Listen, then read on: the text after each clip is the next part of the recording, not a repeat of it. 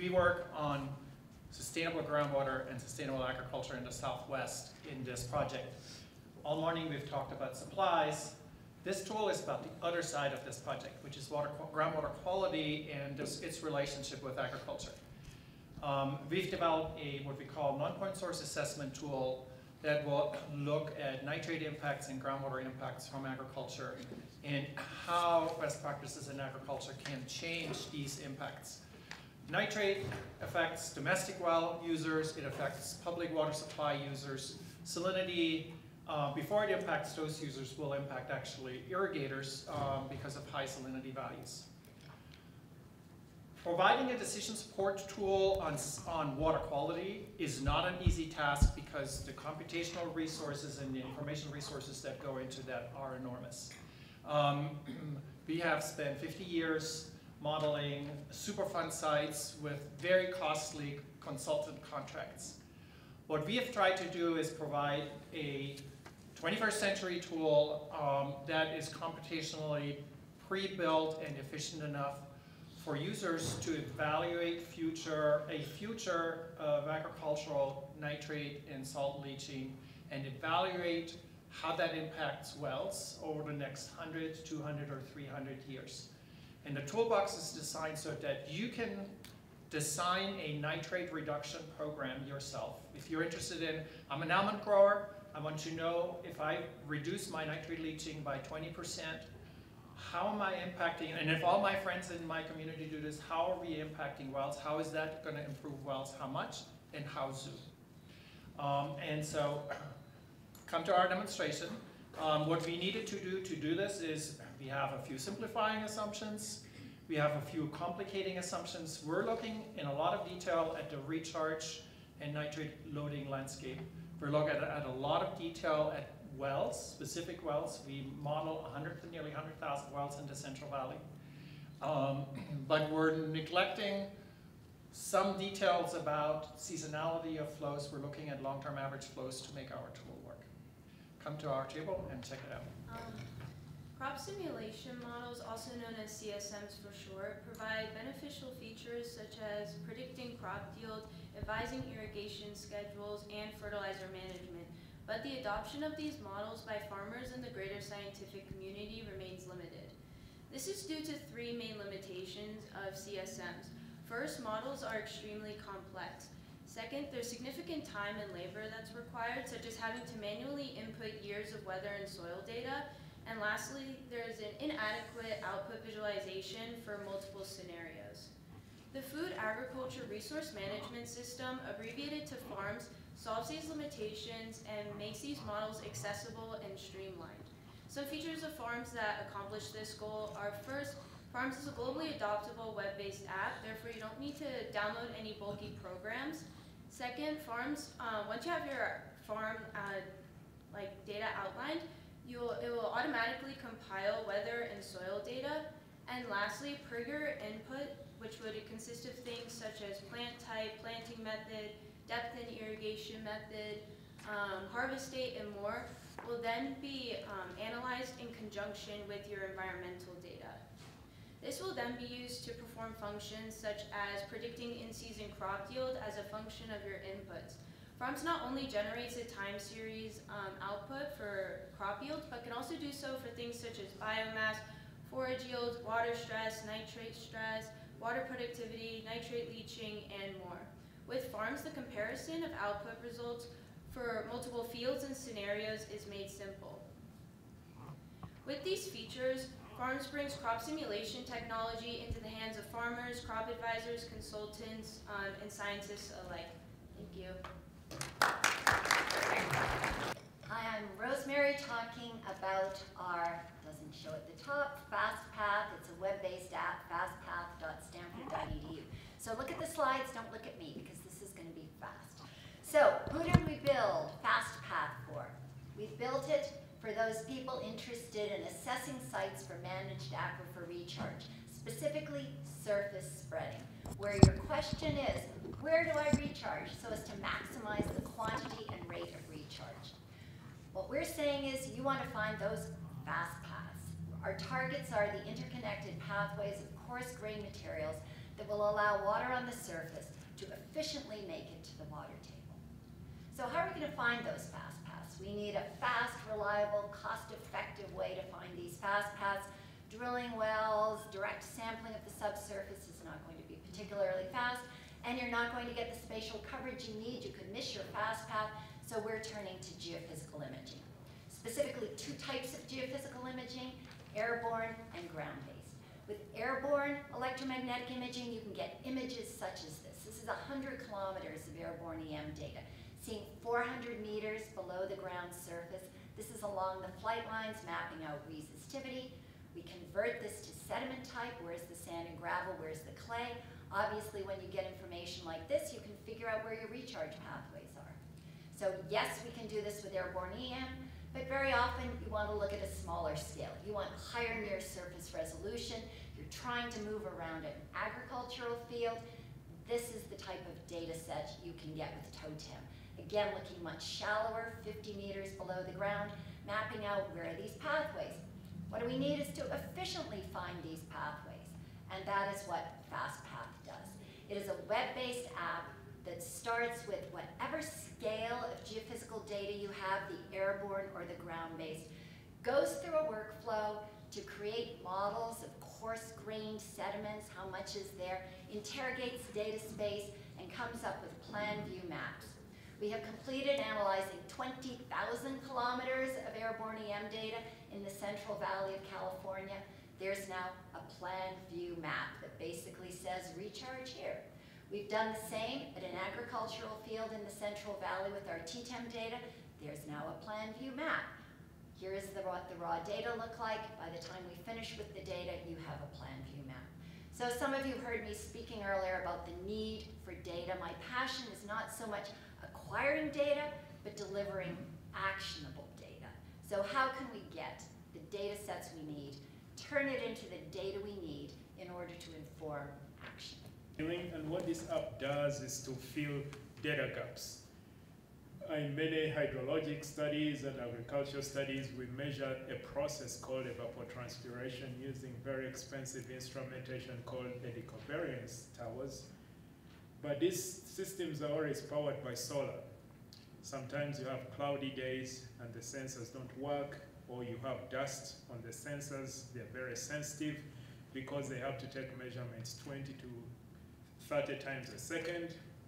So you end up with a lot of data gaps, like in this example, where you don't have the complete time series. And if you're doing modeling or want to close a water balance, you need continuous data. So what we have done is to, like everybody these days, to use machine learning that takes advantage of other auxiliary data to do the gap filling. And this tool helps you fill either your evapotranspiration or other energy balance fluxes, and gives you very visual tools like this. For example, it gives you a fingerprint of the gap filling. This is before. This gap show you all the missing data, and the figure at the end shows you that your data set is complete after the random forest gap filling. The tool is publicly available. All you need to do is to upload a spreadsheet or a CSV file with your missing data, and it will fill in all the data gaps for you. It's to access the tool, you just need to scan this QR code. Hey everyone, Shannon Norris Parrish. I'm at New Mexico State University, and we just have one slide for our decision support tool, and here's a summary of some of the highlights.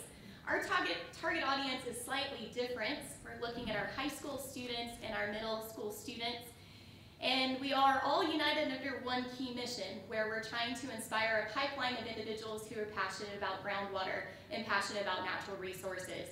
So with that, through our arm of the grants, we're working on groundwater educational modules that we will house in a learning management system that's called HydroLearn.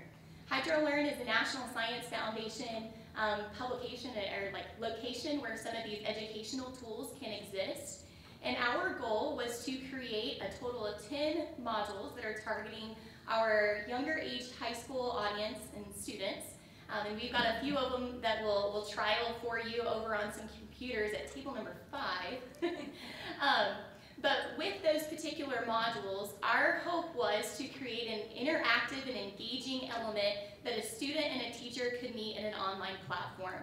And we've designed it in a way where our high school teachers or substitutes or those that are maybe homeschooling students can take these tools and they can teach them individually, or they can teach them simultaneously as one unit that's inspired by the research here in this grant. So some of the key elements, you can see screenshots up there on the screen. We'll highlight some of those. We've used a software called Articulate Storyline, which I know that we all love our compliance training. Yeah, you bet the software that's used to create that is what we're creating here. But what it does is it allows a kinesthetic, engaging element to an online education. And our hope is that students can engage with the content, thus expose them to issues related to groundwater and natural resources, with the hope of inspiring our next pipeline of individuals that will move on beyond our scope in groundwater. So we hope that we get to see you over at table number 5. And I've been working on helping to develop this iPhone app that we call iPar. The iPar stands for intercepted, and PAR stands for photosynthetically active radiation. So iPar is intercepted photosynthetically active radiation.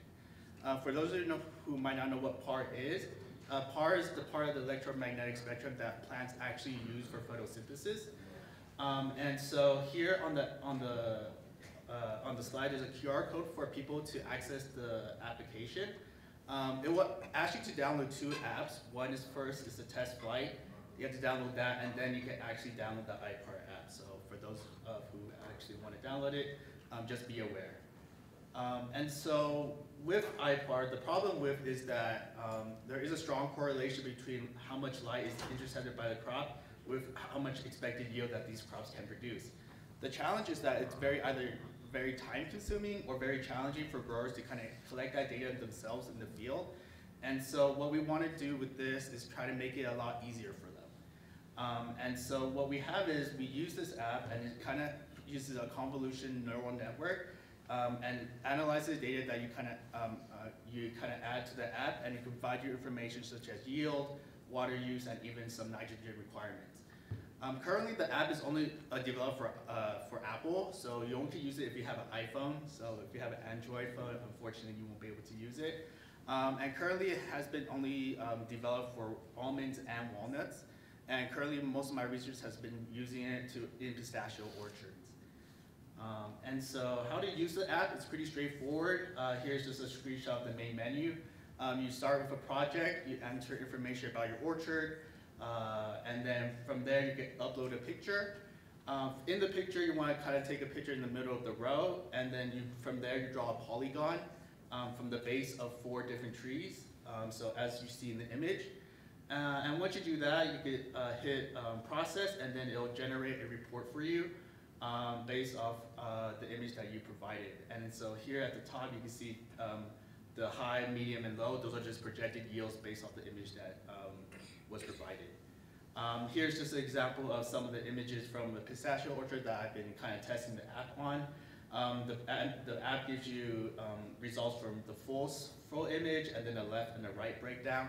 And so right now we're testing to see the difference between cover and a no cover pistachio orchard. I'm a research scientist with the USDA Agricultural Research Service, and I'm going to talk about my development of the PyFAO 56 package for the Python programming language, which is essentially a tool that tries to codify and modularize the standardized evapotranspiration algorithms that were published in FAO 56.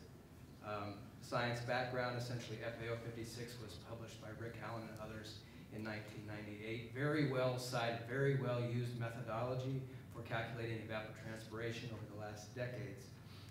2 main principles: standardized reference evapotranspiration, which is an algorithm used to calculate reference ET from weather data, and also the crop coefficient methodologies that are used to adjust the reference ET calculation to an actual crop water use value. There's also the Python programming language, which in the last decades has been adopted by lots of scientists in order to do data science types of work.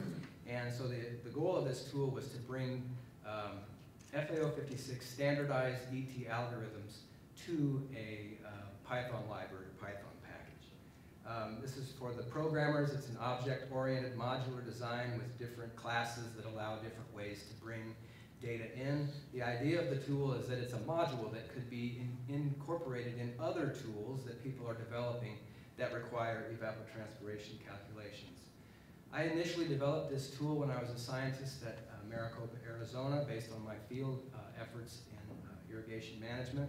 And as I released the tool publicly, lots of interest globally and nationally by other scientists who wanted to put their nuanced ways of using FAO 56 into the tool. So it's now become kind of a collaborative development project, a community development project that I invite anyone with interest to join. For example, collaborations with Fort Collins ARS has led to some improvements in how we calculate water balance in soil layers, and also how we calculate soil water depletion. Later, we added improvements to how we deal with measured soil water content and calculations of root zone soil water depletion from those, visualization tools to make comparisons between measured and simulated data. Last year, with growing community interest, we added a runoff option, we added an auto irrigation algorithm, and considerations for irrigation efficiency. And the main point is that all of these new additions are from other people who've had interest in this tool and wanted to see these things added. So this is where to go to find additional information, and I'd be happy to talk to anyone with interest in the tool. Thank you. Okay, Sharon Bennis from California State University, Fresno, and this particular tool predicts crop yield and profitability in response to irrigation water salinity. And if you want to access it, if you just Google search Kiseka Lab, it will pop up and you'll see these three screens right here. I didn't develop the model, I'm just was asked to present it. And so it could be useful for growers because of the relative yield prediction capability based on their irrigation water salinity, and potentially to GSAs, groundwater sustainability agencies in California, and policymakers if there's a spatial tool, and then they can kind of identify areas where relative yields are low and or profitability. So the rich model was developed by Alon Ben-Gal in Israel. And then Isaiah's group customized it to California crops. So it's available for almonds, pistachio, table grapes, alfalfa, processing tomatoes. And basically it calculates potential transpiration using irrigation water salinity, and which is right over here. And then it applies other site-specific factors, soil texture, to calculate the pore water EC, and then other hydraulic factors by this Brooks-Corey model.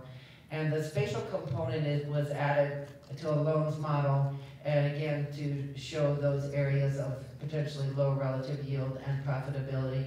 And it could potentially show points where minimum irrigation, deficit irrigation is going to produce very low or no profitability.